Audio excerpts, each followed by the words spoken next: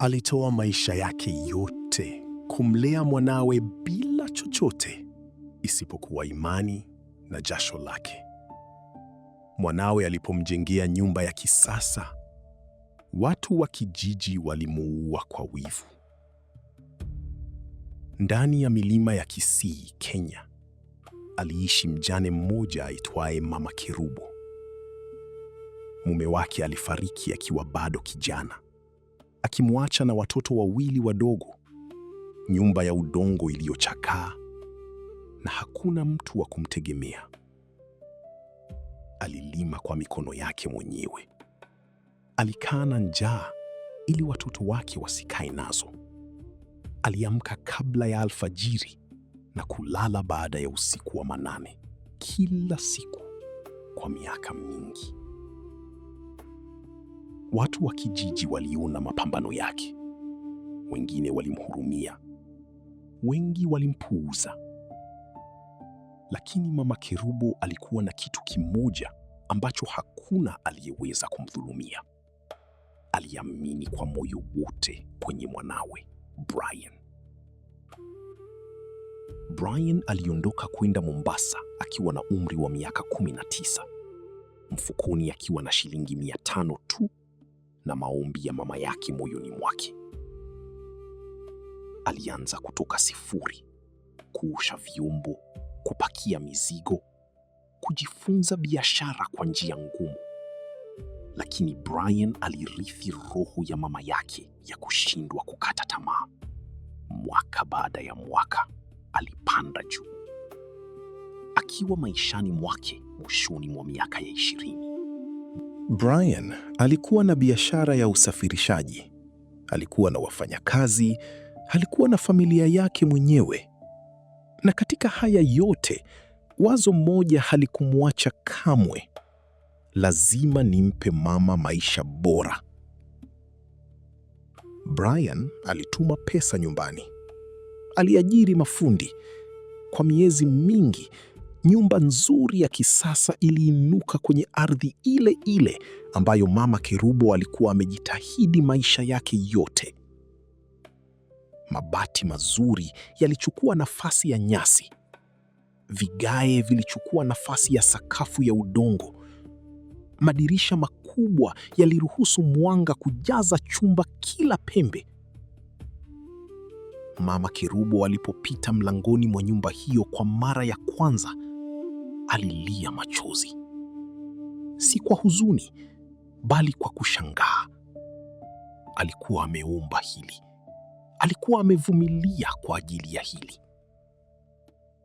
Watu wa kijiji walikuja kuona. Walitabasamu, walimpongeza. Lakini si kila tabasamu lilikuwa la kweli. Nyuma ya milango iliyofungwa, maneno ya sumu yalisambaa kama ugonjwa. Kwa nini Mama Kerubo aishi vizuri kuliko sisi? Mwanawe anadhani ni bora kuliko kijiji hiki sasa. Tutaona hii itadumu muda gani? Kundi dogo la watu, majirani waliomuona akiteseka bila kusaidia, sasa waliwaka moto wa wivu na furaha yake.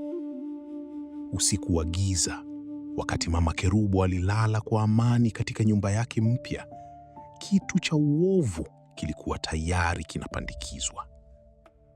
Mke wa Brian alipojifungua, Mama Kerubo alisafiri kwenda Mombasa kushiriki katika mila ya kunyoa nywele za kwanza za mjukuu wake, desturi muhimu sana kwa Wagusii. Alikuwa na furaha, amejaa uhai, alicheza, alishika mjukuu wake mikononi na kumshukuru Mungu. Lakini alipofika nyumbani Kisii, kitu kilikuwa kimebadilika.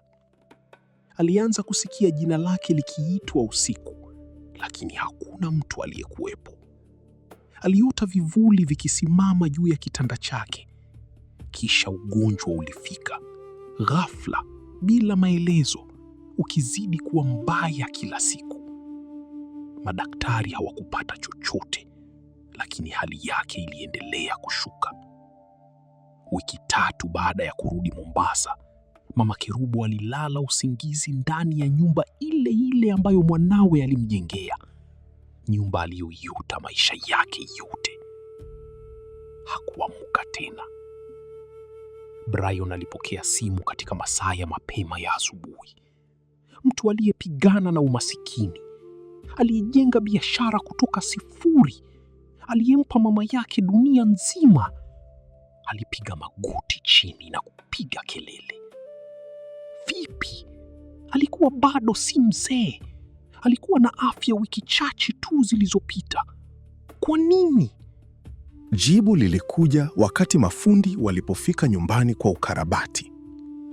Uliozikwa chini ya msingi wa nyumba, umefichwa ndani ya udongo uliokusudiwa kuwa baraka yake, waliukuta. Vitu vya uchawi viliwekwa kwa makusudi. Mtu alikuwa ameingia eneo la ujenzi na kuvizika kabla ya sakafu haijawekwa. Nyumba iliyojengwa kwa upendo ilikuwa imegeuzwa silaha na chuki. Uchunguzi ulionyesha vidole vya washukiwa karibu zaidi katika kijiji, wale waliokuwa wakitabasamu zaidi wakati wa sherehe ya nyumba mpya. Brian alimzika mama yake katika ardhi aliyoilipa kwa jasho lake, na hakuwahi kurudi tena kijijini hapo. Si kila anayepiga makofi kwa mafanikio yako anafurahi kwa dhati. Wengine wanasubiri fursa ya kugeuza baraka yako kuwa silaha dhidi yako. Linda amani yako. Linda wapendwa wako. Si kila adui ana uso wa mgeni. Naitwa Vinmark. Kuwa na wakati mwema.